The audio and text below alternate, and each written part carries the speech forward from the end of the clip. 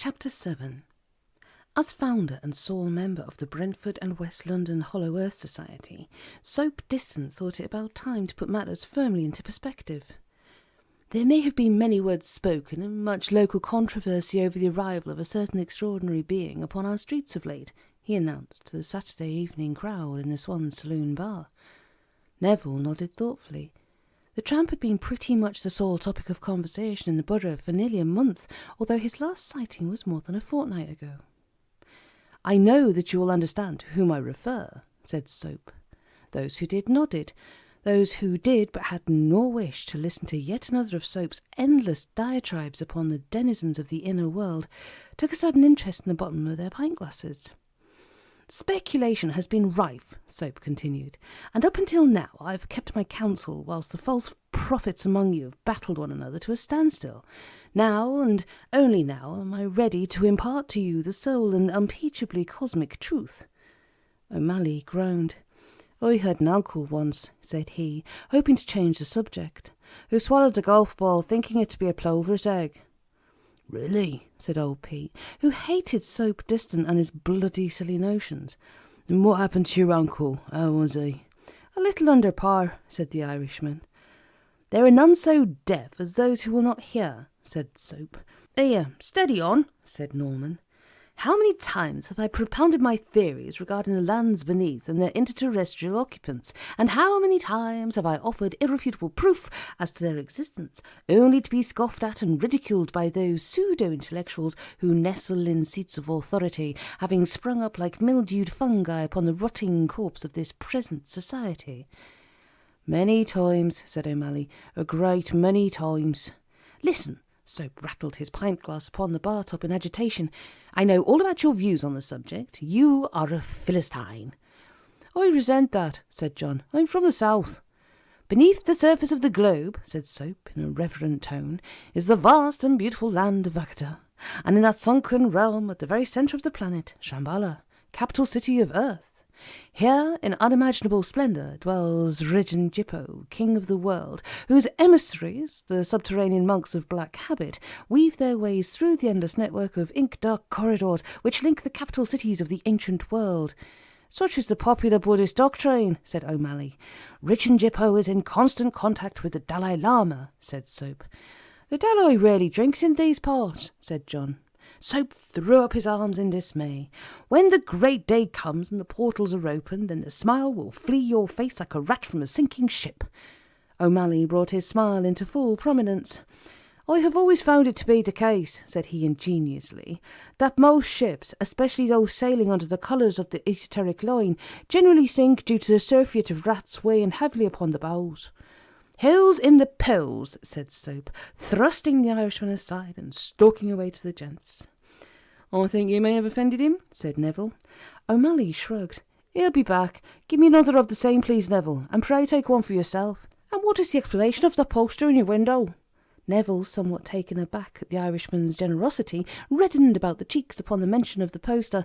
He pulled 2 pints in silence. "Poster?" he said finally.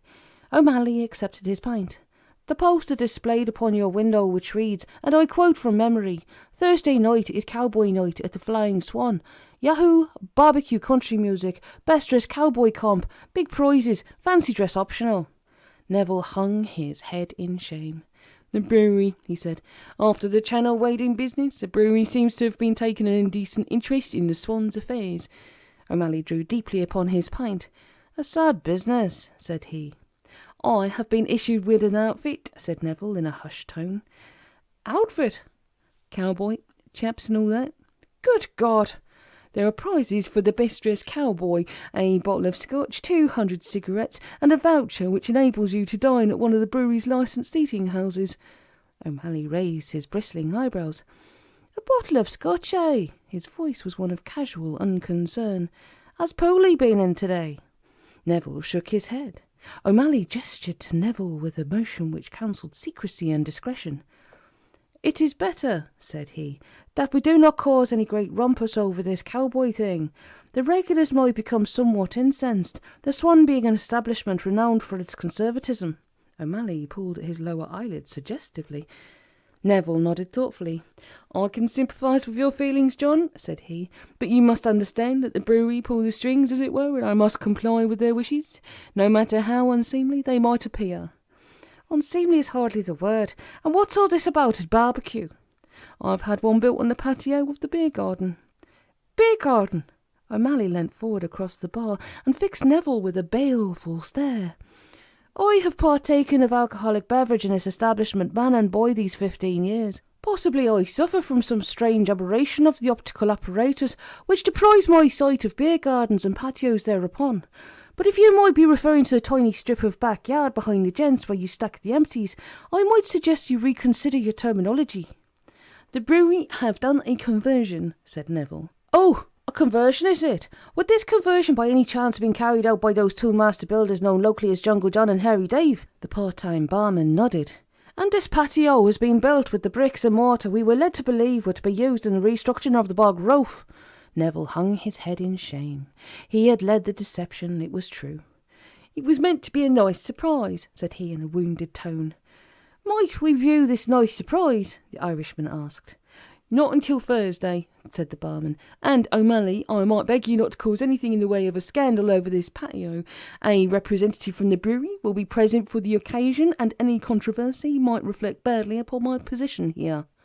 O'Malley sipped thoughtfully at his pint. "How many expecting, then?" "About 200. O'Malley spluttered into his beer, sending a stream of froth up his nose. 200! The brewery say that such a turnout is average. They have put some adverts in the local papers."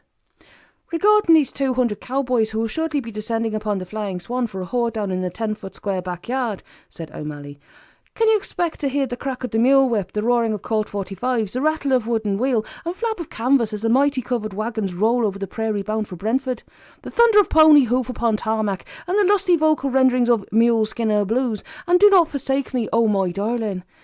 "There will be cheap drinking and an extension until 11:30, said Neville. "Do not forsake me, oh my darling," sang John O'Malley, flinging an imaginary Stetson into the air.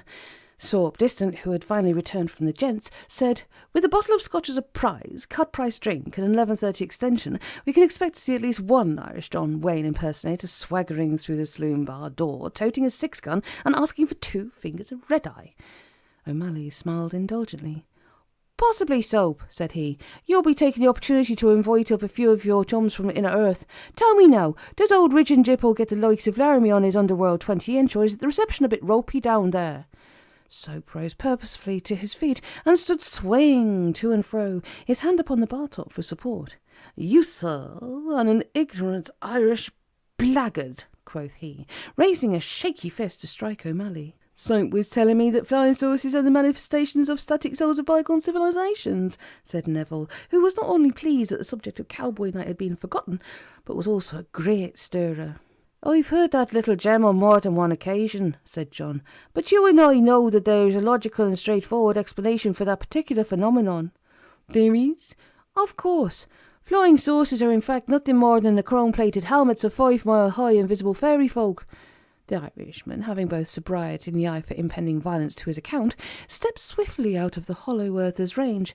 Sorp's fist whistled by harmlessly.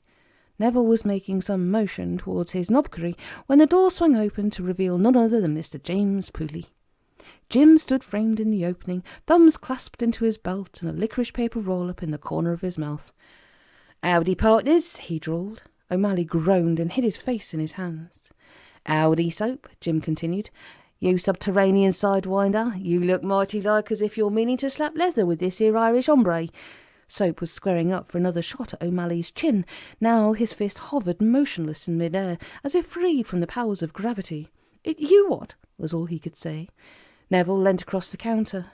"Before you ask, Jim," he said, "I am fresh out of buckskin bourbon, Mississippi sipping liquor, Kentucky rye, red-eye whiskey, or any other brand of white man's firewater." "I shall just have to have a bite in the usual then, Neville." Jim seated himself between the two combatants and withdrew from his pocket the exact change. Neville drew off a pint of his very best. Soap placed a drunken hand upon Jim's shoulder. "I am glad you have arrived, Jim Pooley, for now you can witness the rapid demolition of this Irish lout here." Pooley whistled through his teeth. "That indeed will be a sight worth watching." It will be terrible, but instructive, said Soap. Soap, said Jim. So, may I ask under which Grand Master of the Oriental Arts you study? Soap said, Eh? Well, I take it that you are acquainted with Mr. OMalley's skills in this direction. Soap shook his head and peered suspiciously over Jim's shoulder at the Irishman.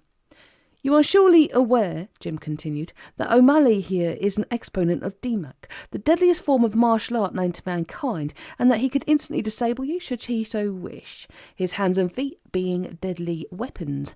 Soap's face took on a look of bewilderment as Jim rambled on. That he was personally schooled by Count Dante, dubbed by friend and foe alike as none other than the deadliest man on earth. That he is a master of poison hand, surely the most horrendous of all the vicious crippling skills, whose maiming, mutilating, disfiguring, tearing and rending techniques strike terror into the hearts of even the most highly damned and darkly belted kung fu, karate and jiu-jitsu exponents, that with little more than a deft touch he can... Enough, enough, said Soap. It was merely a difference of opinion, nothing more. Here, John, let us speak no more of such things. Join me in a pint. John waggled his fingers in a movement suggestive of immense dexterity. I should be pleased to, said he, and possibly as our friend Jim here has acted the role of arbitrator, you should wish to show your appreciation with a similar gesture of goodwill. He clicked his knuckles noisily. 3 pints, please, Neville, said Soap, and have one yourself. With many echoes of cheers, and down the hatchway, the three set in for an evening's drinking. Thus did OMalley form a deep and meaningful relationship with Soap Distant. That the two held each other generally in absolute and utter contempt was no longer important. Here, as Neville ejected the dear friends into the street and pushed the bolt horn, Soap Distant, Jim Pooley and John OMalley found themselves swaying along the highway, arms about each other's shoulders, engaged upon the vocal rendition of one of Pooley's own compositions. If there are no spots on a sugar cube, then I've just put a dice in my tea. OMalley halted to urinate into the doorway of Norman's paper shop. That is for all the wages to France, he said. And for the exorbitant price of imported fine art publications, Pooley added, following suit. I have no axe to grind regarding the proprietor of this establishment, said Soap, but I perform this function out of biological necessity in the spirit of pure badness. Well said, Soap, said OMalley. I have surely misjudged you as an individual. All for one and one for all, said Jim Pooley, as 3 golden rapiers crossed in the moonlight. Amid much fly-zipping, in which 3 separate shirt-fronts were torn asunder, Soap said, I have maturing in my cellar several bottles of a home-produced claret, which I think you gentlemen might find most pleasing. If in this new-found eloquence, said OMalley, you refer to that home-brewed lighter fuel which you call Chateau Distante, then we would be pleased to join you in a glass, or several.